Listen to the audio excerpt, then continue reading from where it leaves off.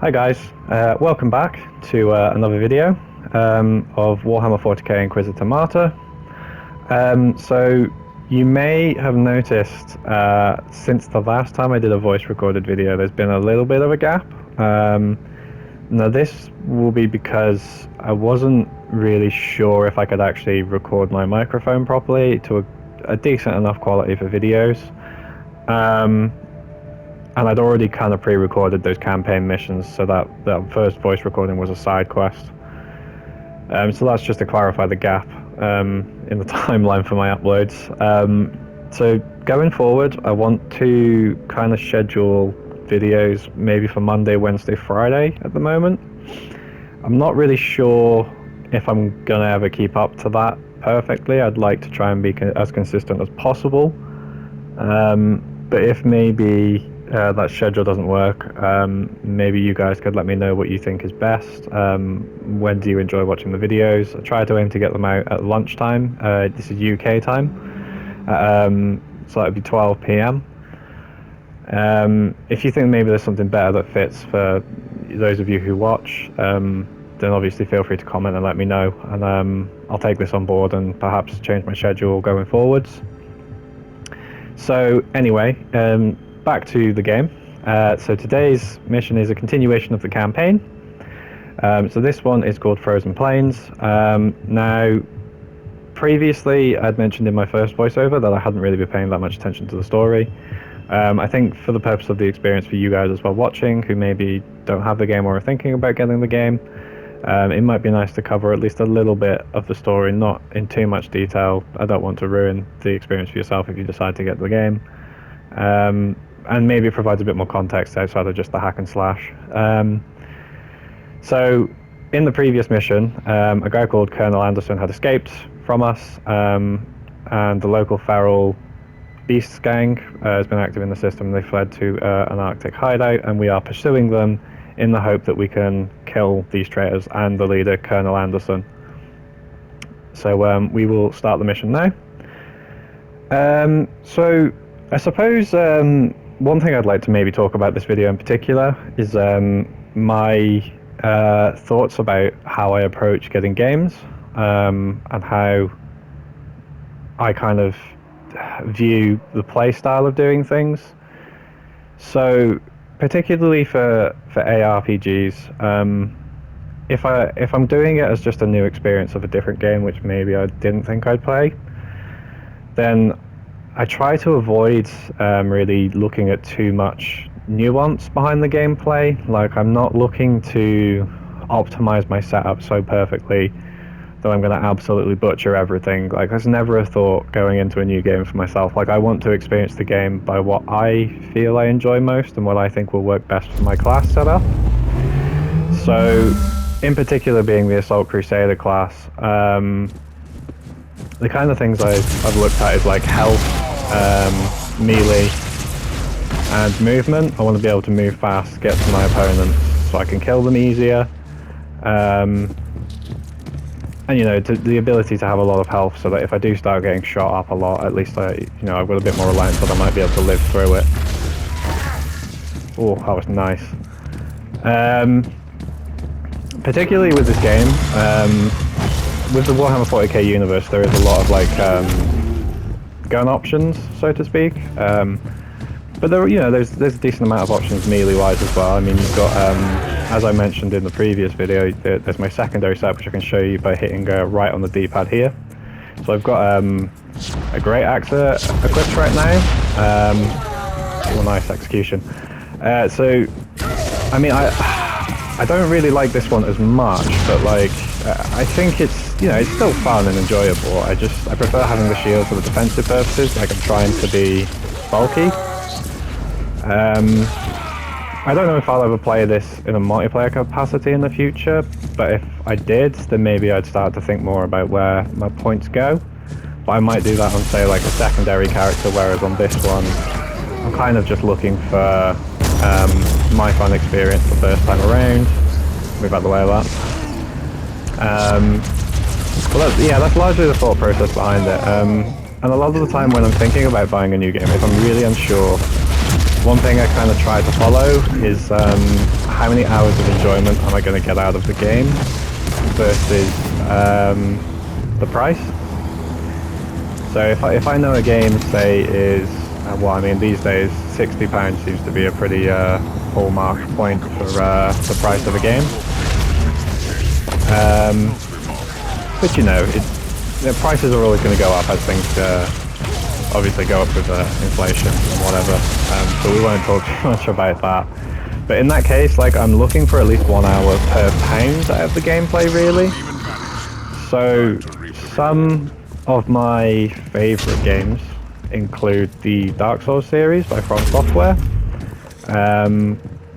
which I have platinum Dark Souls and Dark Souls 2 and Bloodborne as well. Reason behind that is I just like a really difficult game, and it's kind of got that medieval side to it, where, you know, you're using a sword and shield or like a bow. And I like the challenge of overcoming something really difficult. Whereas on the flip side, I do also like these kind of games which feel pretty brainless at times, where you just kind of run along doing things. Oh Jesus, that's a lot of enemies there. There we go. Yeah, but I mean, like, as much as, yeah, I like both ends of the scales, there are sometimes things which don't quite fit, and maybe the gameplay is just not that enjoyable. But I think it depends on my mood sometimes. Like, at some points I'm looking for something like my next big challenge, and sometimes I am just looking for like a brainless, I just want to play, smash things about, which is why I might also bring back, back in 2018 I uploaded some videos of Warhammer with my friends. So I might start to bring that back, because we've started playing that again. I always think Warhammer is quite fun just for some mindless fighting. But I mean, again, it will be a trial, see if the content's getting watched. And if it is, then obviously I'll aim to continue uploading it. Oh, this looks like the guy. Oh, yeah, there we go. Here we go. Get him. That's that guy dead. So other content I might plan to do in the future. I suppose that's something to talk about as well, this video. I'm tempted by the idea of doing some longer, perhaps, well, not walkthroughs, but playthroughs. Things like Final Fantasy games, perhaps, that I've maybe never given the time to before. I've had a lot of time with games like Final Fantasy 9, 7, growing up, which were great experiences for me. Really helped solidify getting me into playing games. I do have my opinions about certain Final Fantasy games, which I just think weren't as good. I think one in particular, which I maybe never gave a chance to, was Final Fantasy X Part 2, which may be something I aim to perhaps give a go. It might make for good content, playing through it, kind of blindly, especially because I kind of know the setting, having played Final Fantasy X and really enjoying that. Is probably one of my favourites overall. I don't know too much about 10 Part 2. I played it briefly as a kid, but I think I never really got into it properly, and I just started playing other games, really. I may also just do some platformer stuff as well on the channel, maybe some Rayman. Rayman is another one of those where as a kid, like, I really liked the game, but boy was it hard when you're a child to be coherent enough to play it. Yeah, so that's another one. I mean, I've done things like Crash Bandicoot, where I uploaded that for a while, and while I finished the game I did stop uploading. I think it was just one of those where I wasn't sure if it was really going to gather a lot of traction. Probably the boss fights more than anything would. But as I say, I wasn't sure if it was really getting traction, and I think I just wasn't that interested in uploading it at that point. Trying to think what else is perhaps content that could end up on the channel. I mean, if there's any ideas that anybody has that they want to bring up, then you know, I'm more than happy to accommodate people's requests. If you think there's something perhaps maybe that people haven't really uploaded, and it might be a good idea, then I'm kind of happy to listen. I mean, it will also be partly down to whether or not I think I will enjoy the game. There are things that I don't really think I would enjoy that much, so I'll be upfront about that. If I don't think I enjoy a game, I will just say so. Largely the constraints of everything will be to PS4 and PS5 games. This is because it's basically the console I have. I don't have a very good laptop, so PC games are kind of out of the question. But it's not to say that maybe in the future I never actually do PC games. Maybe in the future I will sort of bite the bullet, pay a bit more for a good PC and start to play those in that higher end experience, I guess, on PC, maybe with some really nice graphics and everything. But I mean, it's not to say the PS5 doesn't have nice graphics. It is. I've not had the console very long yet, but I find the experience to be much more refined versus my PS4, which is always a positive to know that you've at least got your money's worth, I guess, from purchasing a new console. It appears I'm just randomly walking around the map right now, which is not very interesting content. I suppose more generally in life, what's going on? I mean, it's very hot right now in the UK. It's largely just because of the heat wave. I don't particularly enjoy the heat, but I hope everyone's enjoying it who might be watching it, or maybe you're in the same position as me and you're not really the greatest fan of the heat and can just make you a bit aggy, bit grumpy. Oh, we found some more.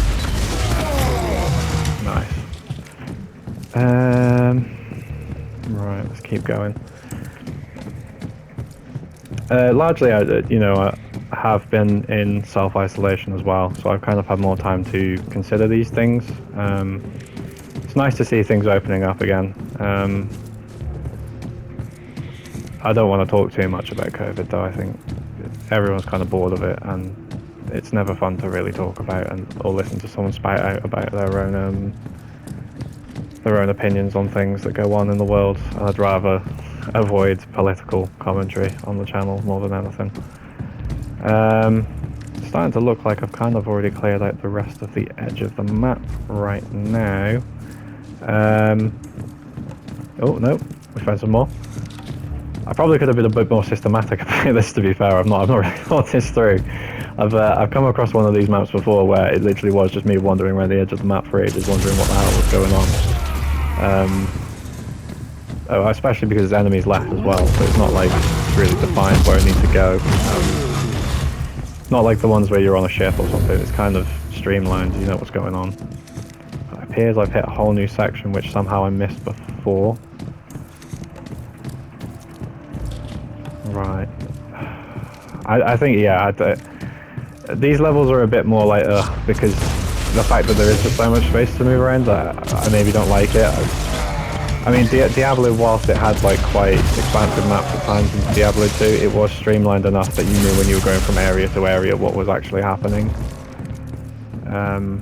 Which I think on these maps in particular, it's a bit irritating. If you've got like a defined objective that's marked on the map, it's really easy to follow, but this is probably one of my gripes so far, is just having to kill all the enemies on something that's a bit too open for my liking. It just leads to a lot of backtracking over what you've already done if you don't really systematically think it through, like I didn't obviously in this case. On the whole though, I'm really enjoying the game so far. I think it's quite simple to get into. If you just want to chill out and hit things, it's really good for that. Ooh, nice kill streak. Oh, big guy.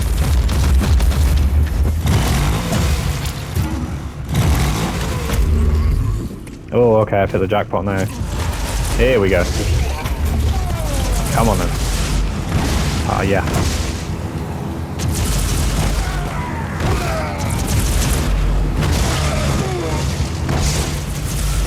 There we go. Right, only 8 more to go. There's a group of 4 there by the looks of it. But where will the last ones be? I hope I don't get lost again. There we go.